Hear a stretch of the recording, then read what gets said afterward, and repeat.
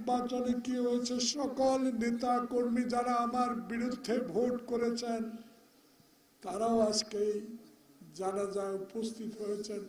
আমি আল্লাহর কাছে তাদের জন্য মহরুমার পক্ষ থেকে দোয়া করি, আল্লাহ পাক যেন আমাদের সবাইকে মিলে, আমার স্ত্রীর লাস্ট শেষ কথা ছিল জীবনে প্রেসের সামনে যায় নাই, মৃত্যু 2 দিন আগে আমার জয়নুল আবদিন ফারুককে আপনারা দেখে রাখবেন, এই যেন সেনবাগ সোনামুড়ি অংশের মানুষের কল্যাণে আসতে পারে।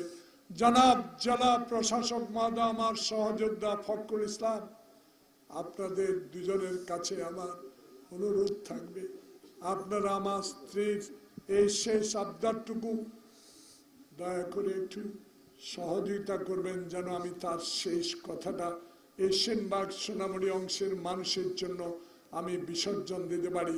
আমার জীবন থাকতে আমি দুর্নীতির বিরুদ্ধে, সুশাসনের পক্ষে আমার নেতা তারেক রহমানের কথা অনুসারে আমি যুদ্ধ করে যাব, মাদকের বিরুদ্ধে, শিক্ষার জন্য, স্বাস্থ্যের জন্য, অবকাঠামো উন্নয়নের জন্য।